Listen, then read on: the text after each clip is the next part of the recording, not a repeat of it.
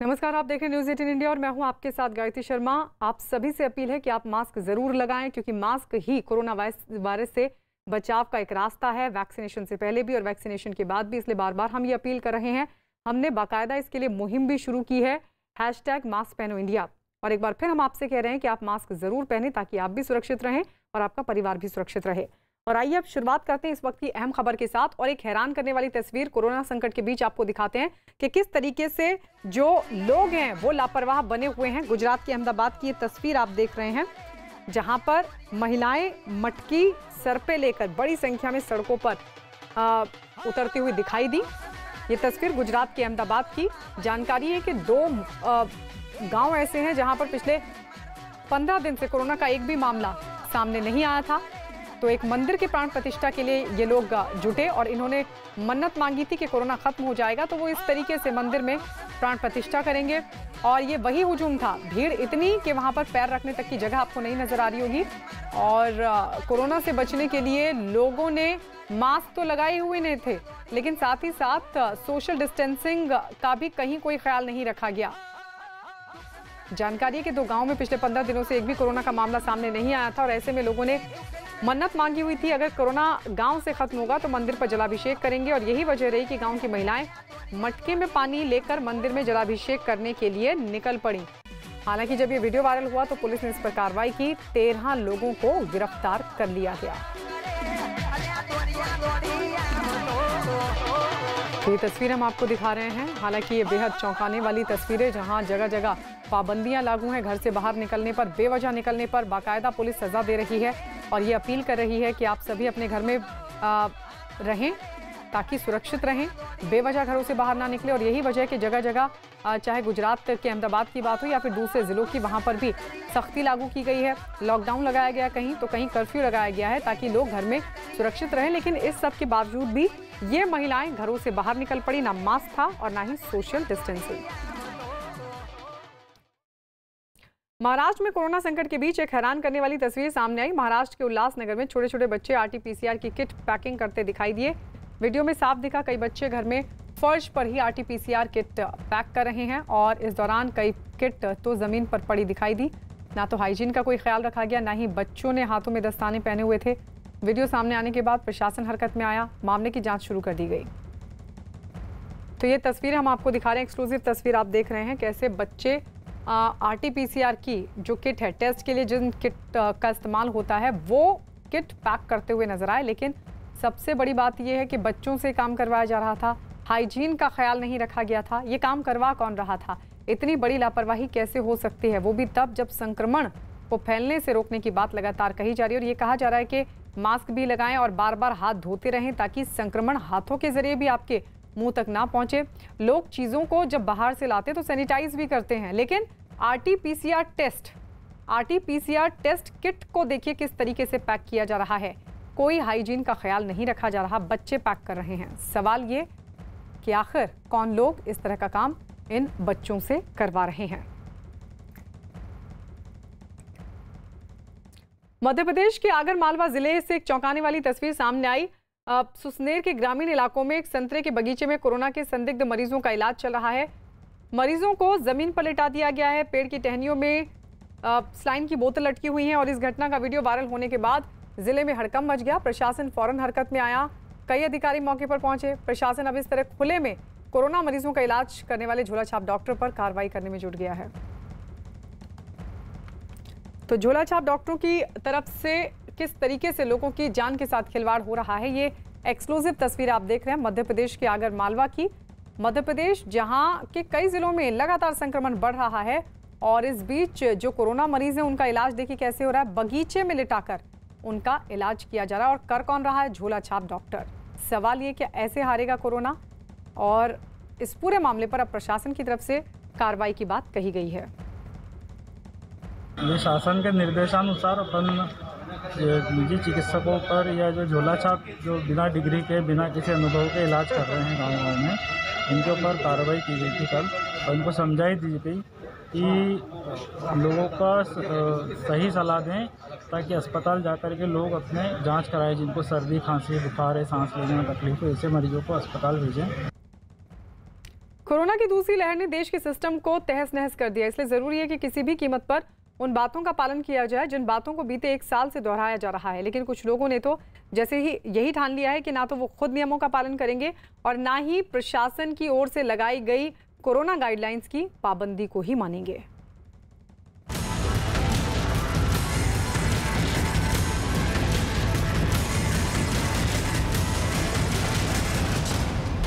महामारी के इस दौर में सख्त निर्देश हैं कि कोरोना के कायदे कानूनों का पालन करें, किसी भी कीमत पर कोरोना गाइडलाइंस को ना तोड़ें। लेकिन देश के अलग अलग इलाकों से ये जो तस्वीरें आ रही हैं वो यकीनन शर्मसार करने वाली हैं। कहीं कोरोना प्रोटोकॉल की धज्जियां उड़ाई जा रही हैं तो कहीं कानून का पालन कराने के चक्कर में वर्दी पर ही सवाल उठ रहे हैं। ये तस्वीरें मुरादाबाद की हैं, जहां कोरोना प्रोटोकॉल का उल्लंघन करने की कीमत इस शख्स को क्या चुकानी पड़ी ये आपके सामने है। दरअसल पुलिस ने जिस शख्स को पकड़ रखा है उसने मास्क नहीं पहन रखा था। बस फिर क्या था, मुरादाबाद पुलिस का पारा हाई हो गया और उसने इस शख्स को तब तक पीटा जब तक इसके कपड़े नहीं फट गए। इस दौरान भागने की कोशिश में यह शख्स गिर गया, लेकिन पुलिस इसके पीछे ऐसे पड़ गई जैसे कोई शातिर अपराधी हो। पुलिस की इस पिटाई से बदहवास शख्स जब अपनी जान बचाने के लिए निजी अस्पताल के अंदर भागा तो पुलिस ने यहां भी उसका पीछा नहीं छोड़ा। भांजा आ रहा था और पुलिस वालों ने कुछ कहा तो वो डेरी पे आ गया और जब मास्क नहीं था उसके पास और पुलिस वालों के बुलाने पर उनके पास गया और उन बाइक पे से उन्होंने ताबड़तोड़ डंडे बरसाए उस पर और कपड़े फाड़ दिए। यहाँ तक जब उसने भागना चाहा तो पुलिस वाले उसके पीछे पिस्टल निकाल के भागे। हैरानी इस बात की कि इस दौरान इस शख्स के पीछे भाग रहे सब इंस्पेक्टर ने अपनी सरकारी रिवॉल्वर भी निकाल ली। इतना ही नहीं, शख्स की पिटाई की खबर सुनकर जैसे ही उसकी बहन सामने आई, पुलिस ने उसे भी धक्का देकर गिरा दिया।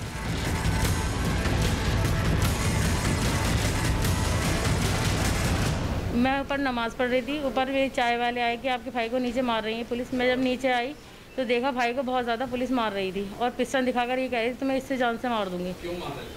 वो मास्क की वजह से मार रहे थे, उन्होंने मास्क नहीं पहना हुआ था शायद।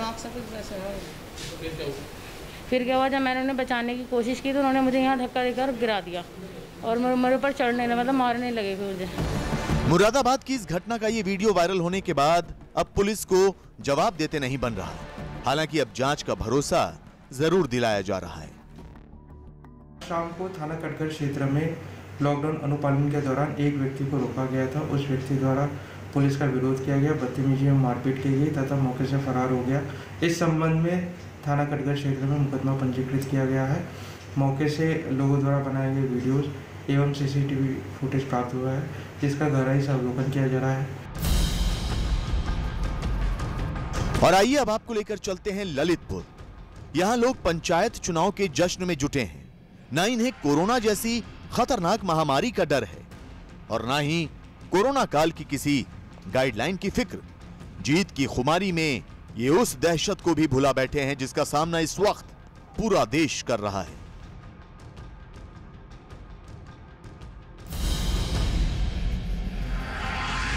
हरियाणा में भी कोरोना के लगातार बढ़ते मरीजों के चलते लॉकडाउन लगा है, लेकिन लोग हैं कि मानने को तैयार नहीं है। अंबाला से आई ये तस्वीरें देखिए। लॉकडाउन की बंदिशों के बावजूद लोग मॉर्निंग वॉक के लिए निकल पड़े, लेकिन प्रशासन ने इन्हें सबक सिखाने का नायाब तरीका चुना। प्रशासन ने न सिर्फ इनसे पुशअप्स लगवाए बल्कि कान पकड़कर उठक बैठक भी करवाई। साथ ही इस बात की सौगंध भी दिलवाई कि अब लॉकडाउन नहीं तोड़ेंगे। करोगे दोबारा गलती नहीं करने के। दूसरे तमाम राज्यों की ही तरह बिहार में भी कोरोना का मीटर अब बेहद तेजी के साथ भाग रहा है। यही वजह है कि नीतीश सरकार को पूरे राज्य में लॉकडाउन लगाने का फैसला लेना पड़ा। लेकिन नवादा में नाइट कर्फ्यू के दौरान ऐसे कई लोग पुलिस के हत्थे चढ़े जिनके मन में कोरोना का कोई खौफ नहीं था। प्रशासनिक सख्ती के बावजूद लोग सड़क पर निकलने से बाज नहीं आए, लेकिन ऐसे लोगों को सबक सिखाने के लिए नवादा पुलिस ने भी कोई कोर कसर नहीं छोड़ी। जिन लोगों को अनावश्यक रूप से सड़कों पर घूमता पाया गया उन्हें वहीं सजा भी दी गई। बतौर दंड सड़क के बीचों बीच ऐसे लोगों को कान पकड़कर उठक बैठक की सजा दी गई।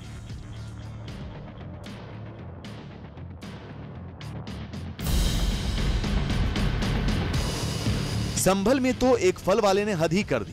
दावा किया जा रहा है कि कोरोना पीड़ित होने के बावजूद इस शख्स ने न सिर्फ फल बेचने बंद किए बल्कि कई लोगों की जान को भी खतरे में डाल दिया। दरअसल ये मामला सदर कोतवाली के पास मौजूद एक पेट्रोल पंप का है, जहां यह शख्स फलों का ठेला लगाता है। लेकिन 29 अप्रैल को कोरोना पॉजिटिव रिपोर्ट आने के बावजूद इस शख्स ने ना तो खुद को आइसोलेट किया और ना ही फल बेचने बंद किए। फिलहाल इस शख्स की पुलिस थाने में शिकायत दर्ज करा दी गई है। अब आपको मध्य प्रदेश के जबलपुर की तस्वीरें दिखाते हैं। यहां 17 मई तक लॉकडाउन है, बावजूद इसके कुछ शराब कारोबारियों ने रात के अंधेरे में शटर के नीचे से शराब बेचने का धंधा चला रखा है। सोशल मीडिया पर वायरल हुए इस वीडियो में आप साफ देख सकते हैं कि कैसे कोरोना काल में तमाम गाइडलाइंस और कायदे कानूनों को ताक पर रखा जा रहा है। ये वीडियो सामने आने के बाद अब कार्रवाई की बात कही जा रही है। महामारी की मुसीबत के बीच यही वो तस्वीरें हैं जो इस वक्त सरकार और सिस्टम के सामने चुनौती बनी हुई हैं, क्योंकि लगातार इसी बात की हिदायत दी जा रही है कि किसी भी कीमत पर कोरोना प्रोटोकॉल को नहीं तोड़ना है। लेकिन निजी स्वार्थ और लोगों की लापरवाही में वही हो रहा है जो नहीं होना चाहिए। उधर दिल्ली में ऑक्सीजन की कमी के मुद्दे पर सुप्रीम कोर्ट ने केंद्र सरकार से कई कड़े सवाल किए। सुप्रीम कोर्ट ने पूछा कि दिल्ली में ऑक्सीजन सप्लाई कब तक और कैसे दुरुस्त होगी। सुनवाई के दौरान जस्टिस चंद्रचूड़ ने कहा कि हालात इतने खराब हैं कि हम खुद को असहाय महसूस करें और ऐसे में आम लोगों का क्या होगा इसका अंदाजा लगाया जा सकता है। सुप्रीम कोर्ट ने केंद्र सरकार से पूछा कि आखिर हालात कैसे बेहतर होंगे। केंद्र सरकार के वकील ने कोर्ट को बताया कि उनके पास कंटेनर की कमी है, जिसकी वजह से ऑक्सीजन की सप्लाई पर असर पड़ रहा है और इस पर कोर्ट ने कहा कि टैंकर की संख्या बढ़ाने के लिए केंद्र अपने इमरजेंसी पावर का इस्तेमाल कर सकता है। और साथ ही सुप्रीम कोर्ट ने केंद्र के अफसरों के खिलाफ कोर्ट की अवमानना का मुकदमा चलाने के हाई कोर्ट के आदेश पर रोक लगा दी। सुप्रीम कोर्ट ने कहा कि किसी को जेल भेजने से कोई समाधान नहीं निकलेगा। दिल्ली में कोरोना का कहर थमने का नाम नहीं ले रहा है। दिल्ली सरकार की ओर से जारी आंकड़ों की अगर माने तो पिछले 24 घंटों में करीब 21,000 नए मरीज मिले, जबकि 311 लोगों की मौत हो गई। पिछले 24 घंटों में 19,209 मरीज ठीक होकर घर लौट गए। दिल्ली में पिछले 24 घंटों का पॉजिटिविटी रेट 26.37% दर्ज हुआ, जो कि लॉकडाउन में अब तक का सबसे कम पॉजिटिविटी रेट है।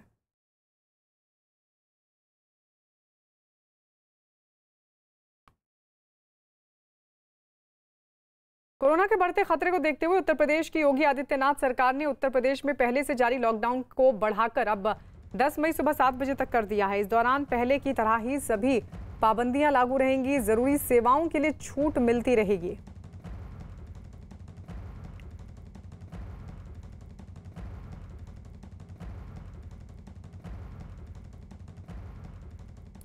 और अब बात कोरोना काल में महामारी से बेहाल लोगों के साथ ऑनलाइन ठगी करने वाले गिरोह की।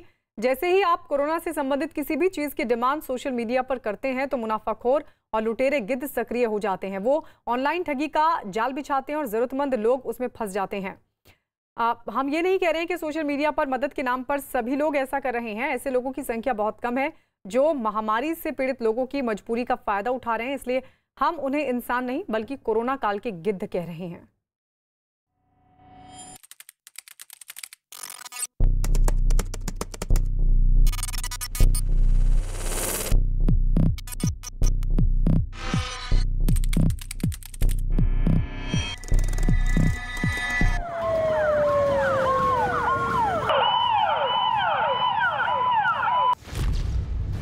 वायरस आया, गिद्ध लाया।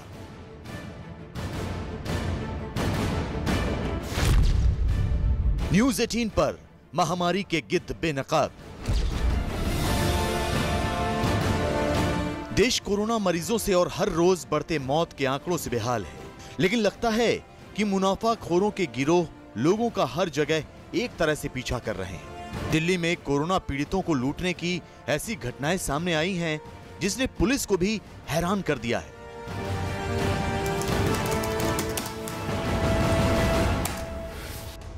जिस तरह पुलिस कोरोना मरीजों को लूटने वालों के खिलाफ मुहिम चला रही है, उसी तरह न्यूज 18 भी कोरोना की दवा और मेडिकल उपकरण के नाम पर मजबूर लोगों से ठगी करने वालों का पर्दाफाश कर रहा है। आज हम आपको दिल्ली में कोरोना पीड़ितों को दवा और ऑक्सीजन के नाम पर ऑनलाइन ठगी की हैरान करने वाली घटनाओं का सच दिखाते हैं। साउथ दिल्ली में कोरोना मरीज के परिवार वालों को इंजेक्शन और ऑक्सीजन सिलेंडर के नाम पर हजारों रुपए ठग लिए गए। इसके अलावा दिल्ली पुलिस की साइबर सेल ने रेमडेसिविर के नाम पर कोरोना पीड़ित परिवार से 20,000 रुपए की धोखाधड़ी करने वाले को गिरफ्तार किया है। कोरोना से जुड़ी ऑनलाइन ठगी की ये दोनों घटनाएं बेहद हैरान करने वाली हैं। कोरोना महामारी में सड़क से लेकर इंटरनेट तक हर जगह इंसान के रूप में कुछ मुनाफाखोर गिद्ध भी हैं, जिन्हें न्यूज 18 लगातार बेनकाब कर रहा है। दिल्ली पुलिस ने कोरोना मरीजों को ऑनलाइन लूटने वाले एक गिरोह का पर्दाफाश किया है। साउथ मुंबई में रहने वाले एक युवक से रेमडेसिविर इंजेक्शन और ऑक्सीजन सिलेंडर की होम डिलीवरी के नाम पर ठगों ने हजारों रुपए पहले अकाउंट में ट्रांसफर कराए और बाद में पता चला कि ये करतूत झारखंड में बैठे ठगों की है।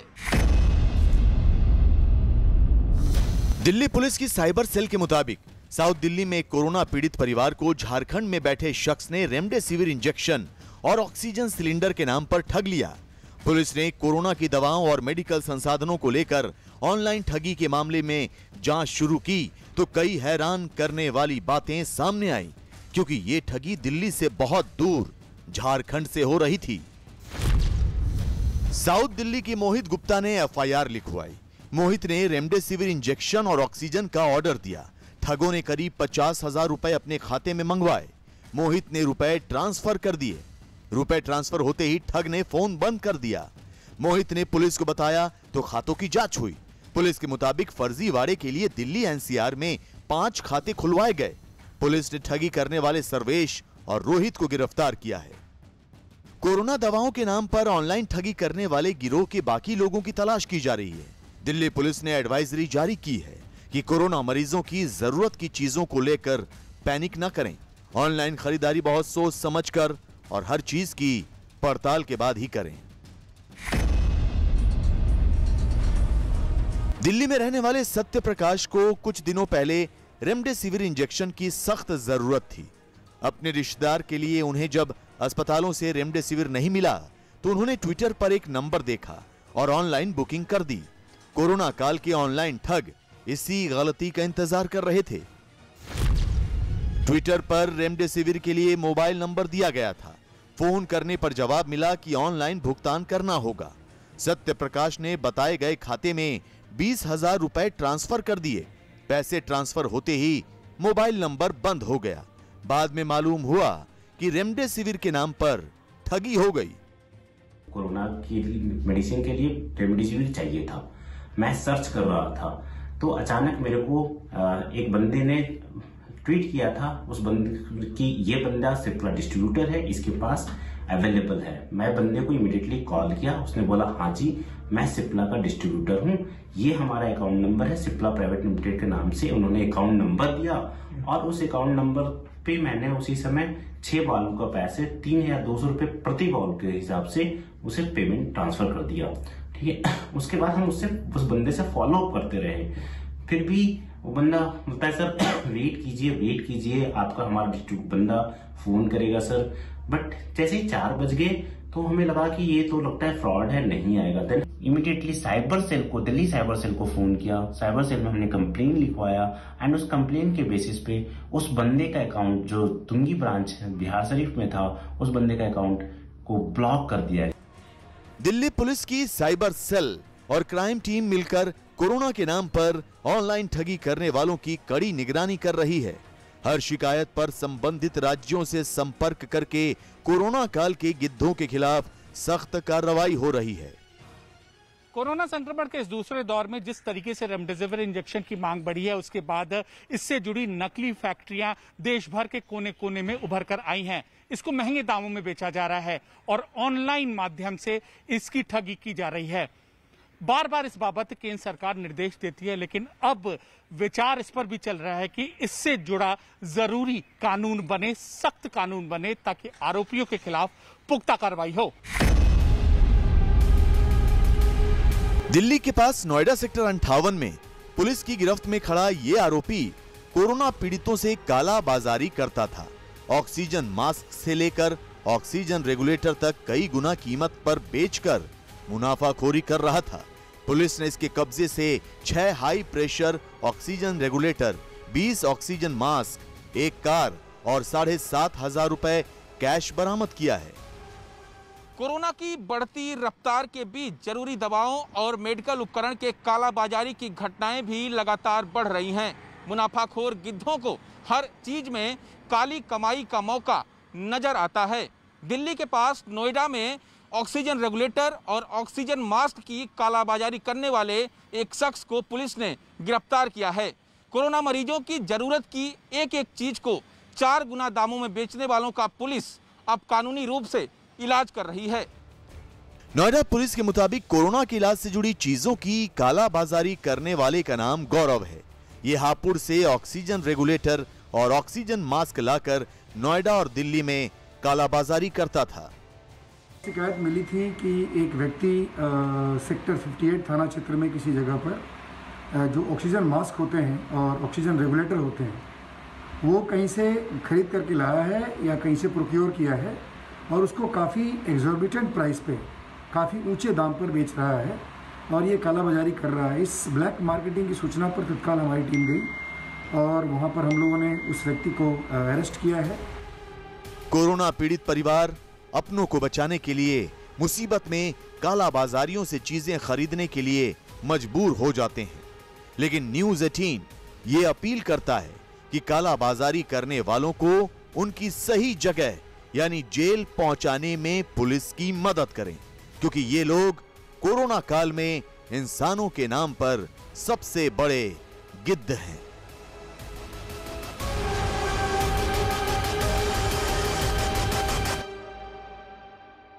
और इस वक्त एक बड़ी खबर लखनऊ से। लखनऊ के चिन्हट में ऑक्सीजन सिलेंडर में गैस भरने के दौरान हुआ एक हादसा। ऑक्सीजन भरते वक्त सिलेंडर फट गया, जिसकी वजह से वहां खड़े 3 लोगों की मौत हो गई।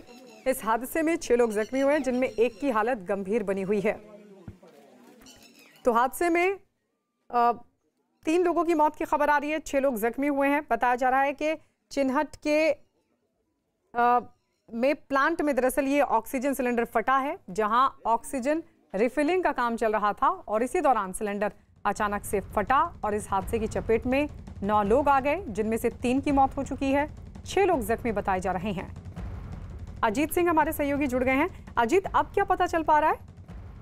देखिए, बिल्कुल गायत्री, ऑक्सीजन का टी प्लांट था चिन्हट पे, जहां पर ऑक्सीजन सिलेंडर भरते समय, रिफिलिंग करते समय यह हादसा हुआ, जिसमें 3 की मौत हो गई है, 1 की हालत गंभीर है और 5 अन्य लोगों को भी चोटें आई, यानी 6 लोग घायल हुए, जिसमें से 1 की हालत ठीक नहीं है और 3 की मौत हो गई। हालांकि मौके पर जो डीसीपी हैं वो पहुंचे हैं, जो घायल हैं उनको अस्पताल पहुंचाया गया, लेकिन रिफिलिंग करते समय यह हादसा हुआ। उसको लेकर पुलिस जांच करेगी आखिर क्या दिक्कत थी कि जिस सिलेंडर में रिफिलिंग की जा रही थी वो कहीं से लीकेज था या फिर मशीन की प्रॉब्लम थी। इन सब को लेकर जांच की जा रही है। हालांकि जो 5-6 लोग गंभीर हैं उन्हें हॉस्पिटल पहुंचाया गया और जो 3 लोग जिनकी मौत हो चुकी है उनकी डेड बॉडी को पोस्टमार्टम के लिए भेजा जा रहा है। सिर्फ 3 ही लोग उस दौरान अजीत वहां पर मौजूद थे या दूसरे लोग भी थे? उनसे क्या पता चल पा रहा है शुरुआती तौर पर? क्या इस दौरान कोई लापरवाही भी रही होगी?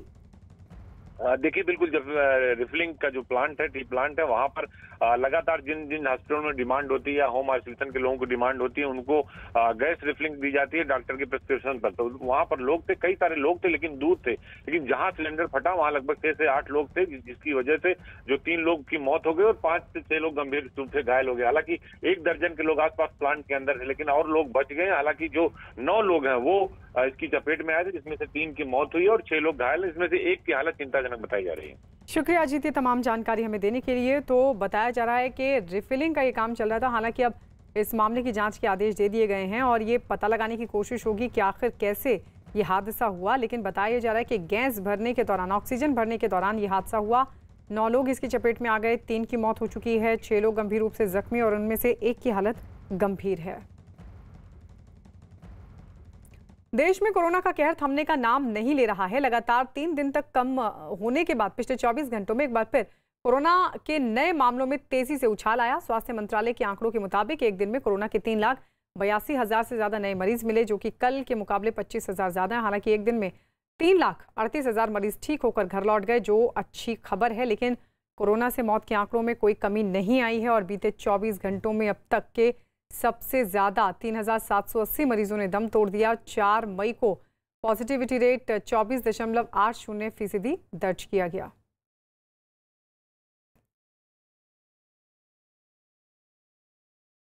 कोरोना का खतरा बढ़ने के साथ ही वैक्सीनेशन के काम में भी तेजी आई है। 1 मई से 18 साल से ऊपर के लोगों के लिए वैक्सीनेशन शुरू होने के बाद रफ्तार काफी बढ़ी है। स्वास्थ्य मंत्रालय के आंकड़ों के मुताबिक कल एक दिन में 14,85,000 लोगों ने वैक्सीन लगवाई। इनमें पहली और दूसरी डोज लेने वाले लोग शामिल हैं।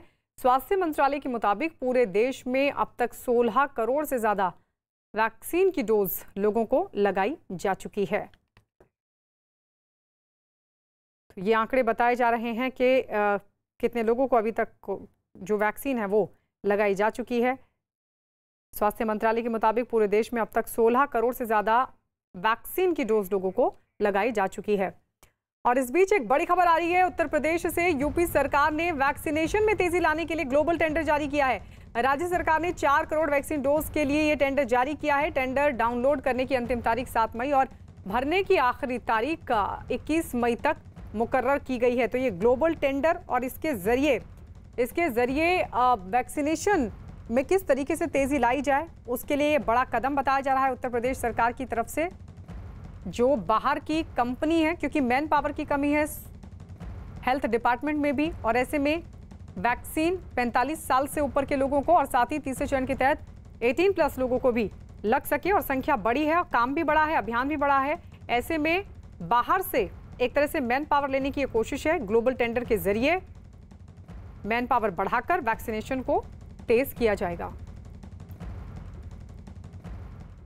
कोरोना काल की ये घड़ी ऐसी चुनौतियों से भरी है जिनका फिलहाल कोई अंत दूर दूर तक नजर नहीं आ रहा।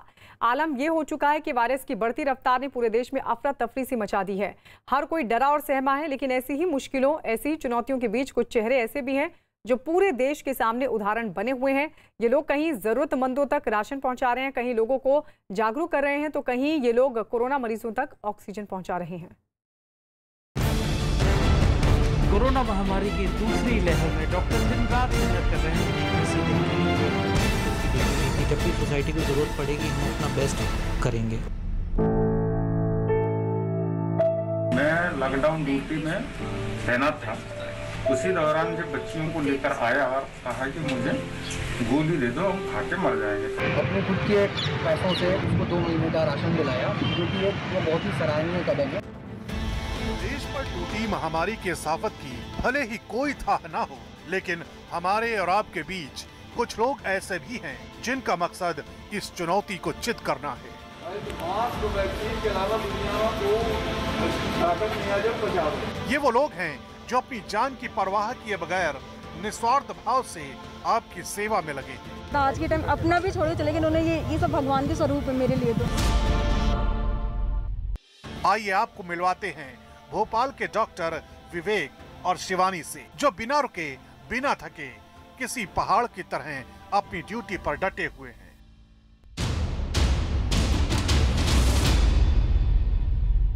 हमारे साथ हैं डॉक्टर विवेक, डॉक्टर शिवानी, दोनों दंपत्ति 1 महीने से लगातार मेहनत कर रहे हैं। सर, ये मतलब जो है ना कि आप भी आखिर इंसान ही तो हैं।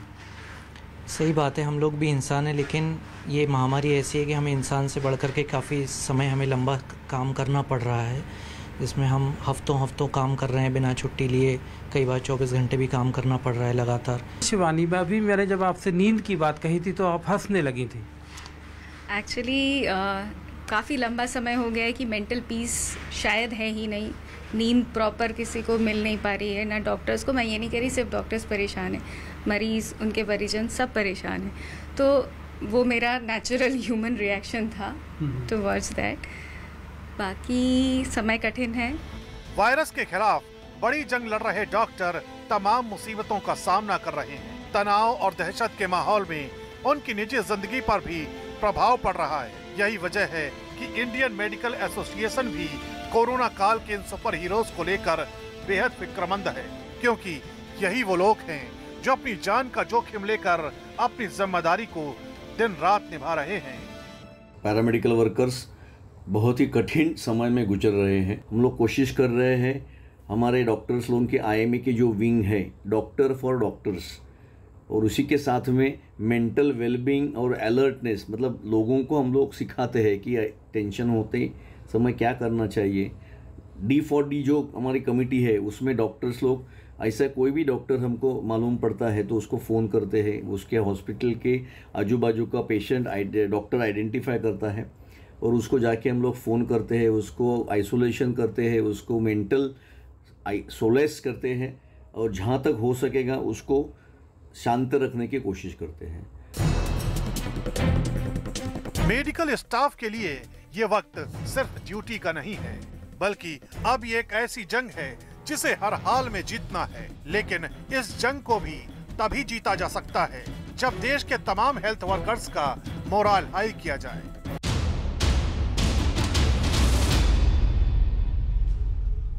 डॉक्टरों की तरह कोरोना काल के इस भयावह दौर के बीच गौतम बुद्ध नगर पुलिस भी एक परिवार के लिए फरिश्ता बन गई। दरअसल एक शख्स ने ट्विटर पर अपनी मां के ऑक्सीजन लेवल कम होने की जानकारी दी थी, जिसके बाद नोएडा के कमिश्नर आलोक सिंह ने ट्विटर पर न सिर्फ तुरंत संज्ञान लिया, बल्कि ACP को मौके पर भेजकर ऑक्सीजन भी मुहैया कराई। मैंने अपनी माताजी के लिए ऑक्सीजन के लिए मदद मांगी थी। DM सर को मैसेज किया था, CM सर को मैसेज किया था, कमिश्नर सर को मैंने मैसेज किया था, ट्वीट किया था मैंने उन सबको। उन्होंने तुरंत एक्शन लेते हुए मेरी मदद की, मेरे को ऑक्सीजन दिलाई। मैं Uttar Pradesh police commissioner sir का मैं धन्यवाद करना चाहता हूँ।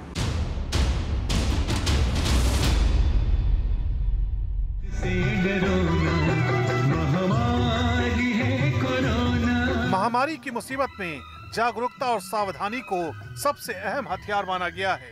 जम्मू कश्मीर के उधमपुर में मोहन मिस्त्री एक ऐसे ही किरदार हैं, जिन्होंने अनोखे अंदाज में लोगों को जागरूक करने का बीड़ा उठाया है।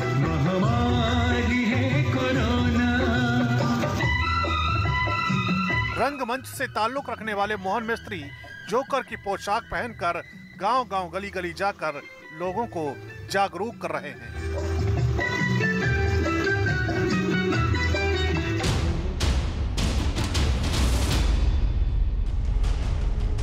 रीवा से बीजेपी सांसद जनार्दन मिश्र ने एक अनोखे ही अभियान की शुरुआत की है। वो कोरोना से जंग जीत कर आने वाले लोगों के घर घर जाकर मुलाकात कर रहे हैं और लोगों को सावधानी बरतने की हिदायत दे रहे हैं। मास्क वैक्सीन के अलावा दुनिया में कोई ऐसी ताकत नहीं है जो बचा दे। मुसीबत की इस घड़ी में सांसद जनार्दन मिश्र सुबह होते ही कुछ लोगों के साथ निकल पड़ते हैं और हर गली हर मोहल्ले में जाकर लोगों की परेशानियां दूर करने की कोशिश में जुटे हैं। अभी तक मैं 700 से ज़्यादा रोगी परिवारों से मिल चुका हूं, उनके घरों में जा चुका हूं। केवल 4 लोगों को एडमिशन के लिए कहना पड़ा है, बाकी सारे लोग अपने आप ठीक हो गए हैं। रोगियों में जो निराशा है, उनके परिजनों में जो निराशा है, उसको उत्साह बताना, वास्तविकता से परिचित कराना और हमारी जो टीम लगी हुई है वो सब उनकी भी हौसला अफजाई करना।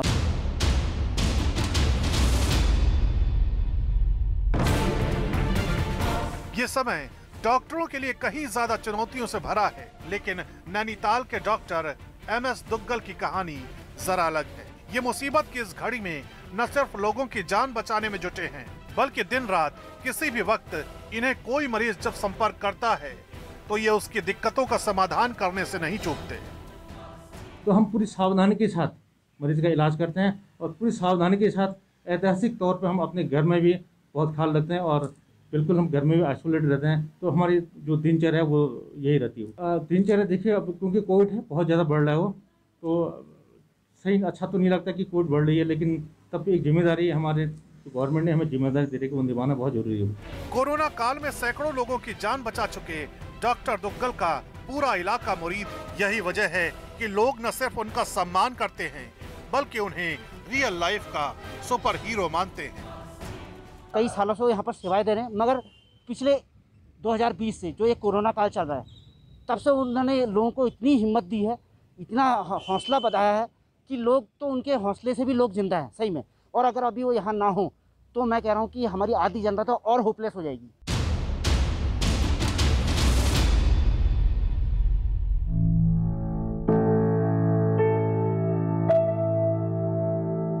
मध्य प्रदेश के बालाघाट से आई ये खबर यकीनन आपको झकझोर कर रख देगी। कोरोना की दूसरी लहर में अपना रोजगार गंवा चुका अर्जुन वंशकार जिंदगी से हताश हो चुका था, क्योंकि परिवार का पेट भरने को अन्न का एक निवाला तक नहीं था।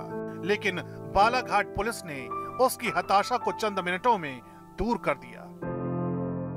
राशन पानी दिया हमको, दिया है 1 आध महीना का हमको दे दिए राशन पानी, उनने सब दिया, तेल दिया, आटा दिए, चावल दिए, सब दिए हम। दरअसल पुलिस की मदद से पहले अर्जुन इस कदर हताश था कि अपनी जिंदगी खत्म करना चाहता था। इसलिए वो ड्यूटी पर तैनात पुलिस कर्मियों के पास जहर खाने के पैसे मांगने गया था। लेकिन पुलिस ने उसकी पीड़ा को न सिर्फ समझा, बल्कि कुछ ही घंटों के भीतर उसके घर तक 2 महीने का राशन पहुंचा दिया। पूछा तो बोले कि घर में कुछ भी नहीं है। 3 दिन 4 दिन से हम चावल में नमक और मिर्च मिला के खा रहे थोड़ा थोड़ा, अब खाने के लिए कुछ भी नहीं है। इस परिपथ से फिर हमने उसको नगर पालिका भेजे, वहाँ पे भी व्यवस्था हुई नहीं। फिर हमने अपने विवेक से, अपने साथीदार स्टाफ की मदद से उसकी 1-1.5 महीने की खुराक की व्यवस्था कर दी। कोरोना काल में इस हमदर्दी भरे व्यवहार की तारीफ पुलिस महकमे के आला अफसर भी कर रहे हैं। व्यक्ति आया हमारे पास जिसकी मतलब उसके घर में ऐसे हालात थे कि वहाँ खाने के लिए भी कुछ नहीं था और वो बहुत परेशान था, जिसको देखते हुए जो मेरा स्टाफ है अपने खुद के पैसों से कुछ लोगों ने पैसे मिला के उसको 2 महीने का राशन दिलाया, जो कि एक वो बहुत ही सराहनीय कदम है, जिसकी सराहना हमारे वरिष्ठ अधिकारियों द्वारा, श्री एडीजी साहब द्वारा, एसपी साहब द्वारा, सभी के द्वारा की गई है और उनको अलग से इनाम भी उसमें दिया जाए। कोरोना काल में यही वो फाइटर फरिश्ते हैं जिनकी मदद का हर एक हाथ वायरस के खिलाफ किसी हथियार से कम नहीं है, क्योंकि यही साथ, यही हाथ कोरोना की चेन को काट सकते हैं। तीसरी बार मुख्यमंत्री की शपथ लेने के बाद ममता बनर्जी ने कोरोना को लेकर पाबंदियों को और बढ़ा दिया। ममता बनर्जी ने कोरोना को लेकर एक प्रेस कॉन्फ्रेंस की, जिसमें उन्होंने पूरे राज्य में आंशिक लॉकडाउन लगाने का ऐलान किया है। और सबसे बड़ी बात यह है कि कल से यानी 6 मई से राज्य में चलने वाली सभी लोकल ट्रेनें बंद रहेंगी। इसके अलावा राजनीतिक आयोजनों पर भी पाबंदी लगा दी गई है। दफ्तरों में सिर्फ 50% लोग ही आएंगे। मॉल, शॉपिंग सेंटर और जिम अगले आदेश तक बंद रहेंगे। शादी समारोह में 50 लोगों को ही आने की इजाजत दी गई है। টোটালটা লকডাউন না করে লকডাউন যাতে বেশি গ্যাদারিং কোথাও না হয় সেই জন্য এই ডিসিশনগুলো নেওয়া হচ্ছে। এগুলো বাজারও চলবে, অর্থনীতিও চলবে, গরিব মানুষের অসুবিধাও হবে না, অথচ কোভিডটাকে আটকানো যাবে।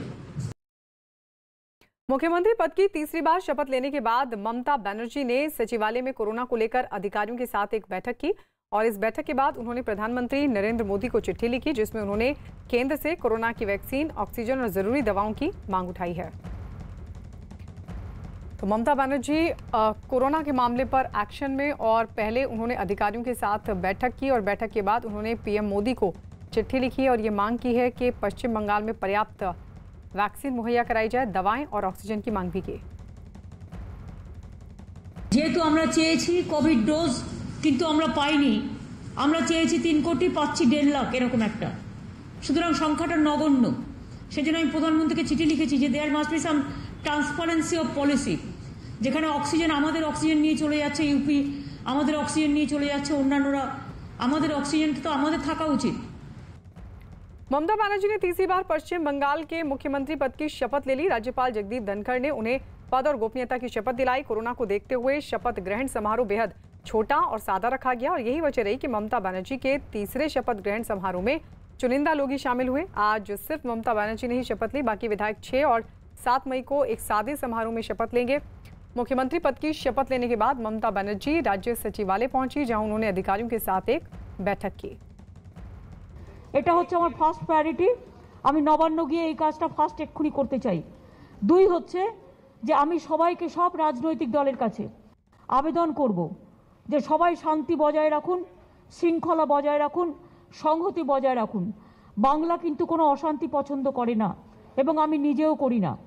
আমি প্রত্যেককে বলবো প্লিজ টেক প্রপার কেয়ার, যাতে কোনো ভায়োলেন্স কোথাও না হয় এবং কোথাও কোথাও ইলেকশনের পরে কিছু স্পোরাডিক ইনসিডেন্ট হয়। আমি আজ থেকে ল অ্যান্ড অর্ডার ট্যাকেল করব এবং কঠোর হস্তে আমি এগুলো মোকাবিলা করব। এটা আমার সেকেন্ড কাজ। আমি ফিরে গিয়ে আমি যেটা যেটা ল অ্যান্ড অর্ডারের যেখানে যেখানে যাদের পোস্টিং করা সেগুলো করে যাতে কোনো রকম কোনো অশান্তি কোথাও না হয়, আর যদি কেউ অশান্তি করে তার বিরুদ্ধে কড়া পদক্ষেপ নিতে আমি কিন্তু পেছপা হব না, কারণ আমি শান্তির পক্ষে, এটা বলতে চাই। বাদবাকি আপনাদের অনেক ধন্যবাদ বাংলার মানুষকে। সবাইকে হয়তো ইনভাইট করতে পারিনি, মাত্র 50 জন গভর্নর আমার সবার গেস্ট নিয়ে প্রোটোকল অনুযায়ী যেটুকু না করলে নয় সেটুকু করেছি। বাদবাকি প্রেসের সবাই আমন্ত্রিত ছিল। बंगाल की मुख्यमंत्री ममता बनर्जी तीसरी बार उन्होंने शपथ ली और उसके बाद प्रधानमंत्री मोदी ने उन्हें ट्वीट कर बधाई दी। लिखा, पश्चिम बंगाल की मुख्यमंत्री के रूप में शपथ लेने पर ममता दीदी को बधाई।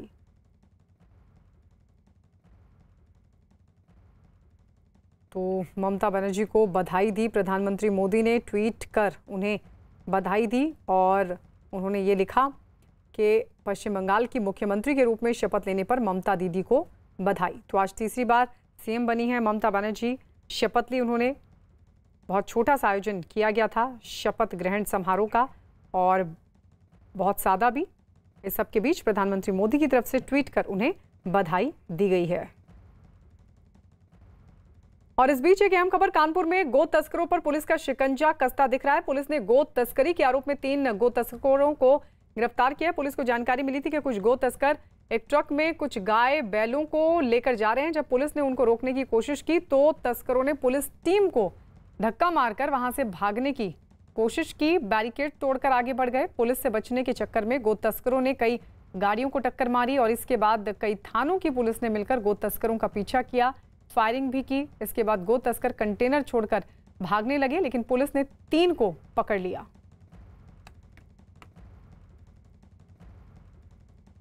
सौरभ मिश्रा हमारे सहयोगी इस वक्त हमारे साथ फोन लाइन पर जुड़ गए हैं। सौरभ, क्या जानकारी मिल पा रही है? देखिए, जो ताजा जानकारी जो पुलिस अधिकारियों से बातचीत हुई है उनके अनुसार ये पीछे हरियाणा की तरफ से ये कंटेनर लाया जा रहा था और उसमें गौवंश मौजूद थे जिनको कि ले जाया जा रहा था। अवैध रूप से गौवंश को ले जाने की ये सूचना मिली और उसके बाद पुलिस ने जो बैरिकेडिंग, चूंकि लॉकडाउन है इस वक्त तो ऑलरेडी बैरिकेड्स किए हुए हैं, रोडों को बॉर्डर पे चेकिंग की जा रही है।